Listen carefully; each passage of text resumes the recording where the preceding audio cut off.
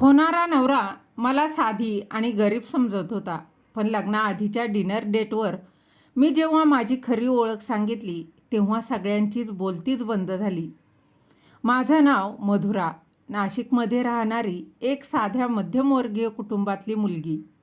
माझे वडील एका शाळेतून निवृत्त झालेले शिक्षक, पण मी मात्र माझ्या मेहनतीच्या जोरावर नाशिकमध्येच स्वतःची एक छोटीशी डिजिटल मार्केटिंग एजन्सी सुरू केली होती. 5-6 मुलांची टीम आणि महिन्याला 2.5 ते 3 लाखांचं उत्पन्न. मी स्वतःच्या पैशाने एक छोटीशी कारही घेतली होती. पण मला माझ्या पैशांचा कधीच माज नव्हता. घरातून लग्नाचा तगादा सुरू होता आणि एका मॅट्रिमोनी साईटवरून सुशांतचं स्थळ आलं. सुशांत हा पुण्यात एका IT कंपनीत कामाला होता आणि महिन्याला 70,000 रुपये कमवत होता. पहिल्यांदा भेटायला जाताना मी ठरवलं होतं की माझी जी खरी कमाई आहे ती आणि ओळख ही लपवून ठेवेन. मला असा नवरा हवा होता जो माझ्या पैशांवर नाही तर माझ्यावर प्रेम करेल. मी सुशांतला भेटायला अगदी साध्या कुर्ती घालून गेले.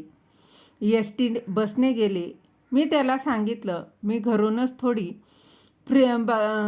फ्रीलेन्स काम करते आणि महिन्याला 10,000 ते 15,000 रुपये कमवते. हे ऐकून सुशांतला खूप छान वाटलं. त्याला आणि त्याच्या घरच्यांना तशीच गरीब आणि साधी सून हवी होती, जी नवऱ्याच्या पैशांवर अवलंबून राहील आणि घरातही दबून राहील. त्यानंतर आमचं लग्न ठरलं.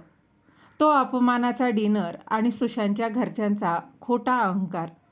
लग्नाला 1 महिना बाकी होता. सुशांत, त्याचे आईवडील आणि बहिणीसोबत तो एक दिवस नाशिकला खरेदीसाठी आला होता. रात्री त्याने मला एका अत्यंत महागड्या फाईन डाईन या हॉटेलमध्ये डिनरसाठी बोलवलं. मी देखील नेहमीप्रमाणे अत्यंत साध्या कपड्यात तिथे पोहोचले. टेबलावर बसल्यापासून सुशांतच्या आईचा म्हणजेच होणाऱ्या सासूबाईंचा रुबाब सुरूच झाला. त्या माझ्या साध्या कपड्यांकडे बघून नाक मुरडत होत्या. मधुरा, आता लग्नानंतर पुण्यात राहायचंय तुला. हे असे साधे कपडे तिथे नाही चालणार. आणि हो, लग्नाचा सगळा खर्च तुमच्याच वडिलांना करावा लागेल. आणि आम्ही आमचा 70,000 कमवणारा एकुलता एक पोरगा देतोय तुम्हाला. हीच तुमच्यासाठी खूप मोठी गोष्ट आहे. सुशांतची बहीण हसत म्हणाली, हो ना, वहिनी तर फक्त 15,000 कमवते. पुण्यात तर एवढ्या पैशात आमची कामवाली पण येत नाही. मी अगदी सुशांतकडे बघितलं. मला वाटलं तो मला सपोर्ट करेल, पण तो छाती फुगवून हसत म्हणाला, अगं आई, राहू दे. मधुरा, तू टेन्शन नको घेऊ. लग्नानंतर तुला काम करायची गरज नाही आहे. मी देईन तुला घर खर्चासाठी आणि तुझ्या शॉपिंगसाठी पॉकेट मनी. माझा संयम आणि तो अंगावर आलेला काटा, तो आणणारा स्फोट. माझ्या मनात संतापाची लाट उसळली होती, पण मी अगदी शांत राहिले. जेवण झाल्यावर वेटरने बिल आणलं. बिल 5,500 रुपये झालं होतं. सुशांतने अगदी रुबाबात पाकिट काढलं आणि कार्ड दिलं, पण मशीनने ते अपुऱ्या रकमेमुळं कार्ड हे डिक्लाईन केलं आणि सुशांत गडबडला. त्याच्या चेहऱ्यावरचा घाम स्पष्ट दिसत होता. तो इकडे तिकडे बघू लागला. मी अत्यंत शांतपणे माझा फोन काढला, QR कोड स्कॅन केला आणि एका सेकंदात 5,500 रुपयांचं बिल भरून टाकलं. सुशांतच्या आई अगदी आश्चर्याने माझ्याकडे पाहिलं आणि त्या म्हणाल्या, अगं, 5,000 तू का भरलेस? तुझ्या पप्पांचे पैसे असतील ना ते? महिनाभर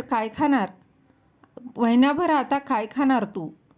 मी खुर्चीवरून उठले आणि अत्यंत करारी आवाजात सुशांतच्या डोळ्यात डोळे घालून म्हणाले, काकू, हे माझ्या पप्पांचे पैसे नाही आहेत. ही माझी एका दिवसाची कमाई आहे. तुम्ही ज्या 15,000ची मशीन खिल्ली उडवली आणि तुम्ही जी 15,000ची मगाशी माझी जी काही खिल्ली उडवली होती ना, तेवढा मी माझ्या ऑफिसमधल्या चपराशाला पगार देते. मी साधी आहे, गरीब नाही. माझी नाशिकमध्ये स्वतःची डिजिटल एजन्सी आहे आणि मी महिन्याला 3 लाख रुपये कमवते. अवघ्या टेबलावर स्मशान शांतता पसरली. सुशांत आणि त्याच्या बहिणीने डोळे फाटले होते.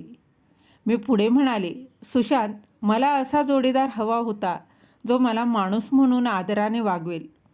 पण तुम्ही लोकांनी मला गरीब समजून माझ्यावर जे उपकार केल्यासारखे टोमणे मारलेत ना, त्याने तुमची खरी लायकी मला दाखवून दिली आहे. ज्या घरात माझ्या वडिलांच्या कष्टाची आणि माझ्या साधेपणाची इज्जत नाही, तिथे मला पॉकेट मनी घेऊन गुलामासारखं राहायचं नाही आहे.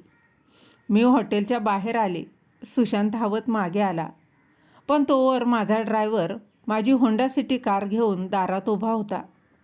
मी गाडीत बसले आणि सुशांतला शेवटचं सांगितलं, हा साखरपुडा इथेच मोडलाय असंच समजा. आणि हो, ते जेवणाचं 5,500 रुपये मला गुगल पे कर. सुशांत मान खाली घालून उभा होता. त्याच्या आणि त्याच्या घरच्यांच्या खोट्या अहंकाराचा एक साध्या दिसणाऱ्या मुलीने पार चक्काचूर केला होता.